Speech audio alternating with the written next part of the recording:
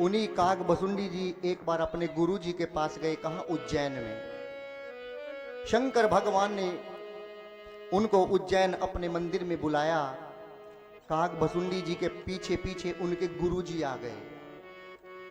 काग भसुंडी जी किसकी पूजा करते हैं? शंकर भगवान की, वो शैव्य हैं। और उनके गुरु किसकी पूजा करते हैं? विष्णु भगवान की, वैष्णव है। अब यदि गुरु जी पीछे से आ जाएं तो शिष्य का क्या कर्तव्य बनता है? उठे और अपने आसन पर ही गुरु जी को बिठाए और उनके चरणों में प्रणाम करे, यही बनता है ना।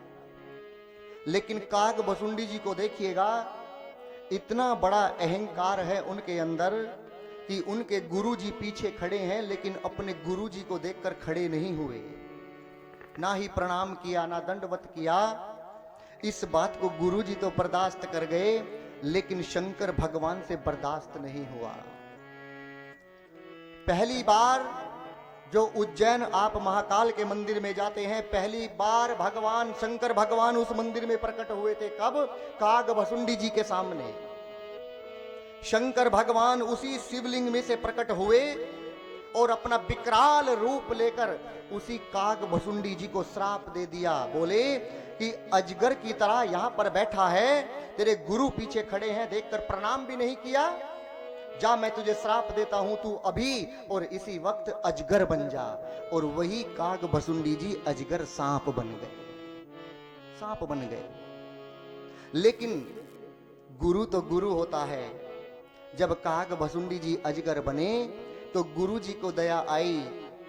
शिष्य चाहे गुरु के प्रति कितना भी बड़ा अपराध कर दे, लेकिन गुरु तो गुरु है, गुरु उसे फिर भी क्षमा कर देता है। जिस गुरु में क्षमा की भावना नहीं होती वो गुरु ही किस काम का। फिर शिष्य में और गुरु में अंतर क्या रह गया? कुम्हार जब मिट्टी का घड़ा बनाता है, बाहर चोट मारता है तो याद रखना सहलाने के लिए अंदर भी हाथ लगा लेता है। वही गुरु होता है, बाहर से डांटता भी है लेकिन अंदर से हाथ भी लगा कर रखता है। किसका? करुणा का, प्रेम का। श्राप दिया, उनके गुरु को दया आई और जैसे गुरु जी को दया आई तो यहां पर गुरु जी ने शंकर भगवान के सामने हाथ जोड़कर एक पाठ किया। कौन सा पाठ? रुद्राष्टक का पाठ। यहीं पर रुद्राष्टक लिखा गया था, सभी लोग जानते हैं, सभी लोग मेरे साथ बोलेंगे। काग भसुंडी जी के गुरु लोमन ऋषि भगवान के सामने स्तुति करने लगे। बोले, हे प्रभु, मेरे इस शिष्य को क्षमा कर दीजिएगा। और गुरु जी ने क्या बोला? नमामि शमीशान निर्वाण रूपम विभुम व्यापकम ब्रह्म वेद स्वरूपम। नमामि शमीशान निर्वाण रूपम विभुम व्यापकम ब्रह्म वेद स्वरूपम। निजम निर्गुणम निर्विकल्पम निरीहम। निजम निर्गुणम निर्विकल्पम निरीहम। चिदाकाशमाकाशवाकं भजेहम। चिदाकाशमाकाशवासं भजेहम। नमामि शमीशान निर्वाण रूपम।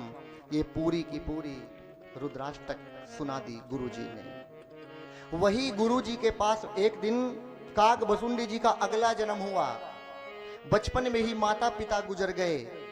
पहुंचे गुरु जी की तलाश में, एक गुरु मिले जिनका नाम था लोमस ऋषि। लोमस ऋषि से पूछा कि आप मुझे भगवान की कथा सुनाइए, निर्गुण भगवान की कथा सुनाइए। लेकिन गुरु जी सगुण भगवान की कथा सुनाने लगे। 5 बार कहा कि मुझे निर्गुण भगवान की कथा सुनाइए, लेकिन उनके गुरु सगुण भगवान की कथा सुनाने लगे। जब चुप नहीं हुए काग भसुंडी, गुरु जी ने कहा, बहुत काए काए करता है, कौवे की तरह बोलता रहता है, जा, मैं तुझे श्राप देता हूं, तू कौवा बन जा। और वही काग भसुंडी जी कौवा बन गए। वही काग भसुंडी जी कौवा बने। कौवा बनने के बाद काग भसुंडी जी नाचने लगे।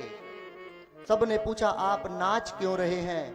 बोले कि मुझे काग भसुंडी, मुझे कौवा बना दिया, इससे बड़ा सौभाग्य मेरे लिए और क्या होगा।